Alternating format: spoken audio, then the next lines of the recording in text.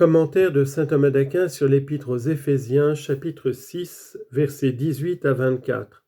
Sommaire. L'apôtre affermit les Éphésiens dans la confiance en Dieu. Il leur apprend à s'y fortifier et à se reposer par la prière dans sa force toute puissante. Il termine son épître par ses souhaits accoutumés. Versets 18 à 24. Invoquant Dieu en esprit et en tout temps, par toutes sortes de supplications et de prières, et vous employant avec une vigilance et une persévérance continuelle à prier pour tous les saints, et pour moi aussi, afin que Dieu, m'ouvrant la bouche, me donne des paroles pour annoncer librement le mystère de l'Évangile, dont j'exerce la légation, même dans les chaînes, et que j'en parle avec la liberté et la hardiesse que je dois. Quant à ce qui regarde l'état où je suis et ce que je fais, Tychik, notre cher frère qui est un fidèle ministre du Seigneur, vous apprendra toutes choses.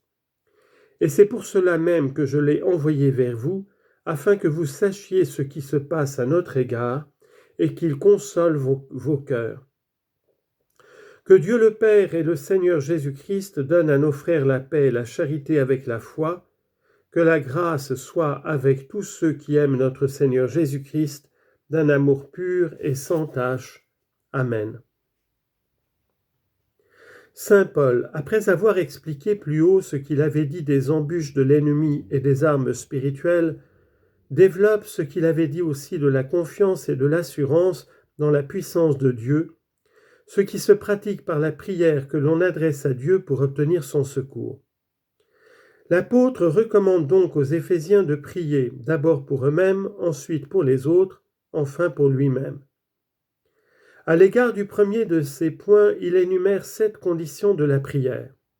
Premièrement, elle doit être parfaite, ce qui lui fait dire au verset 18, employant toutes sortes de prières. Ce qui a lieu lorsqu'on recourt à la prière en toutes circonstances ou lorsqu'on prie pour obtenir n'importe quel don spirituel. Elle doit être humble sans présomption. Confère Psaume 101, verset 18. Il a regardé la prière de ceux qui étaient dans l'humiliation et il n'a point méprisé leur demande. On est dans cette disposition quand on reconnaît que si l'on est exaucé, ce n'est point à cause de ses mérites, mais par la miséricorde divine. L'apôtre dit donc au verset 18 et de supplication, à savoir en recevant les choses sacrées. Confère Philippiens 4, 7. En quelque état que vous soyez, présentez à Dieu vos demandes par des supplications et des prières, accompagnées d'actions de grâce. Troisième condition de la prière, elle doit être continuelle. Verset 18. En tout temps. Confère 1 aux Thessaloniciens chapitre 5 verset 17. Priez sans cesse. Rendez grâce à Dieu en toutes choses. Et Psaume 33 verset 2. Je bénirai le Seigneur en tout temps, c'est-à-dire dans le temps prescrit. Quatrièmement, animée par la dévotion, car, verset 18, elle doit être faite en esprit. Confère 1 Corinthiens 14, 15, je prierai de cœur, je prierai aussi avec intelligence, c'est-à-dire sans laisser divaguer l'âme. Cinquièmement, vigilante. Au verset 18, vous employant avec vigilance. Confère 1 Pierre 4, 7, conduisez-vous donc avec sagesse et soyez vigilants dans la prière. Sixièmement, persévérante. Confère verset 18 et une persévérance continuelle. Confère Romains 12, 12, soyez persévérants dans la prière. Septièmement, enfin, animés par la charité, en sorte qu'elle se fasse pour tous les autres saints. Verset 18, à prier pour tous les saints.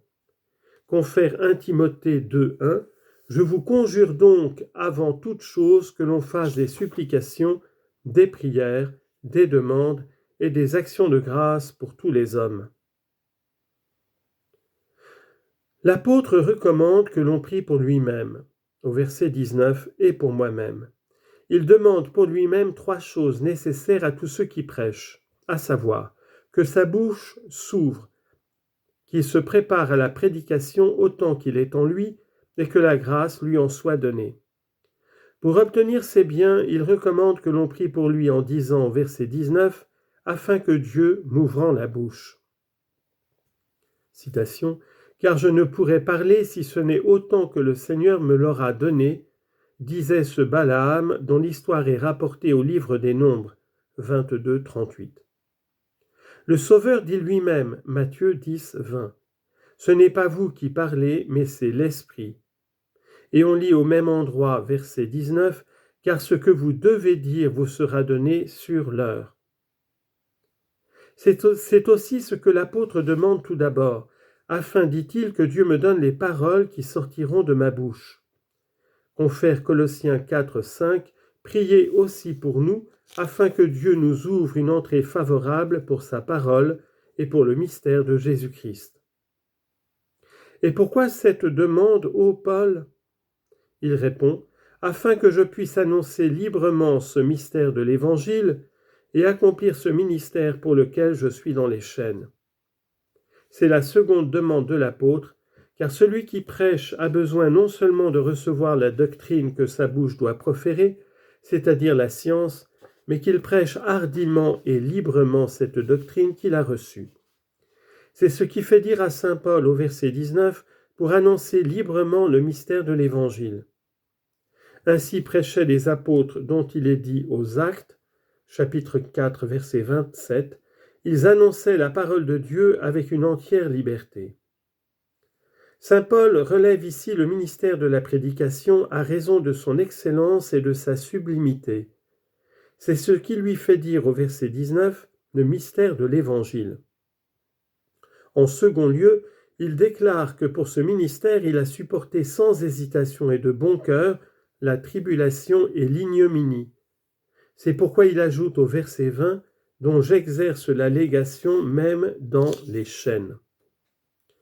De l'un et l'autre, il est dit, Colossiens 4, 3, « que Dieu nous ouvre une entrée pour sa parole et pour annoncer le mystère de Jésus-Christ, pour lequel je suis dans les liens. » Et parce qu'il est dit, Ecclésiastique, chapitre 20, verset 22, « Une parole sage sera mal reçue de la bouche de l'insensé, parce qu'il l'a dit à contretemps, » l'apôtre demande non seulement que la doctrine ou la science de ce qu'il faut prêcher lui soit donnée, mais la grâce de l'annoncer en toute liberté. En d'autres termes, qu'il n'abandonne pas ce qu'il avait entrepris à cause des chaînes dont il était chargé, mais qu'il puisse continuer avec confiance et fidélité le ministère qui lui a été confié.